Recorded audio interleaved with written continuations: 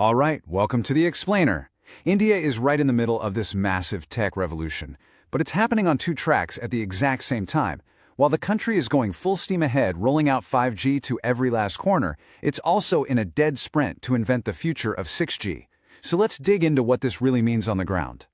Let's kick things off with just one single number, 10%. What you're looking at here is India's projected share of all global 6G patents. And look, this isn't just some dry statistic. It's a huge statement. It signals this fundamental shift from being a country that just uses technology to one that actively shapes it. It's all part of a huge national strategy, get 5G to everyone, while simultaneously building the foundation for 6G. So what does this actually look like in practice? Well, let's start where the changes are most obvious, the hyper-connected city. You know, in India's major cities, 5G isn't some far-off concept anymore. It's becoming a utility, like water or electricity. It's creating the bedrock for what people are calling hyperconnectivity.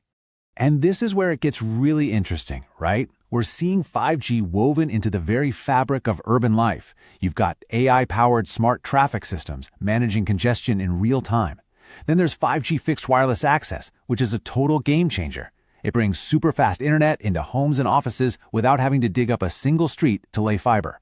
And inside factories, it's powering the next industrial revolution with things like digital twins, these perfect virtual copies of real-world machines that can be tested and tweaked without stopping the production line. And believe me, the impact is real and it's measurable. Just take a look at infrastructure. By putting 5G sensors inside bridges, cities can get a live health check on their structures 24/7. This kind of predictive maintenance has actually cut repair costs by a whopping 18%. And this is a perfect example of just how precise this technology has to be. We're talking about dedicated private 5G networks inside factories that let robots coordinate with each other with a delay of less than 10 milliseconds. I mean, that's practically instantaneous. You just can't do high-tech manufacturing, like making semiconductors, without that kind of speed. But the vision doesn't just stop at 5G. Oh no. Researchers are already cooking up wild 6G concepts like ISAC. That stands for Integrated Sensing and Communication. Just try to picture this. The same cell tower that gives your phone a signal also works as a high-res radar, constantly sensing the world around it. The possibilities here are just mind-blowing. It could one day manage the flight corridors for electric air taxis, basically creating an entire air traffic control system out of thin air. Okay, so this urban transformation is absolutely incredible. But it's only one side of the coin. Because you have to ask, what about the 700 million people who live outside of these shiny, hyper-connected cities? And that brings us to the rural heartlands. Here, the 5G Intelligent Village initiative isn't about getting faster downloads for movies. No, this is about something much more fundamental. It's about using technology as a tool for real, tangible economic and social progress. And this table here, it lays out the whole strategy perfectly. You can see it's not a one-size-fits-all solution. For farming, it's about precision drones. For healthcare, it's about bringing diagnostics to people's doorsteps. For education, it's about creating immersive virtual classrooms. And that last part, about 6G, that's the long game, using satellites to ensure no one, absolutely no one, gets left behind. Let's just double-click on agriculture for a second, because the results here are staggering.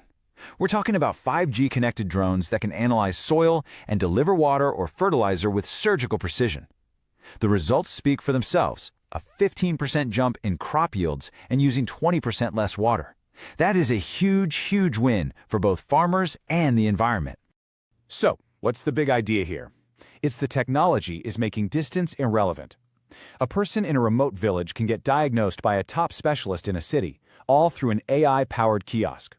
A kid in a rural school can step into a world-class science lab using a VR headset. This is all about closing the opportunity gap.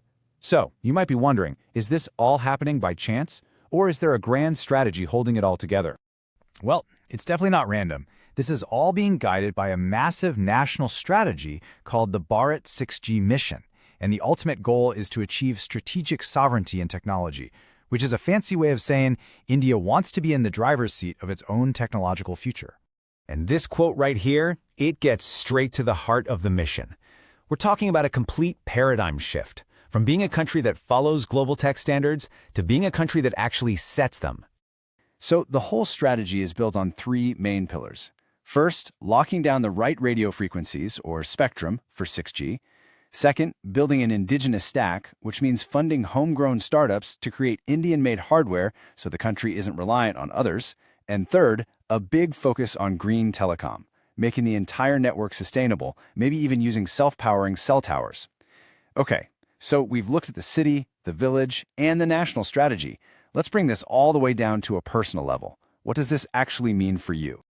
Look, if you're a student thinking about your career or a professional in the tech space, this isn't just some trend to watch from the sidelines. This is a seismic shift, and it demands a whole new set of skills to stay ahead.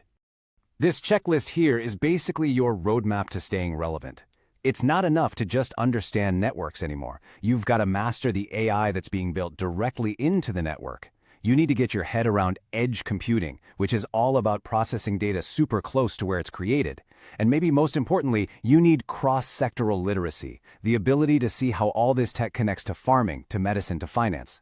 The real opportunities are going to be for the people who can connect those dots. So, at the end of the day, what we're talking about here is so much bigger than just faster internet. It's about using technology to completely reimagine a nation's place in the world. Which leaves us with one massive, lingering question. Will India succeed in not just connecting its own billion-plus people, but in actually setting the standard for how the entire world connects in the future?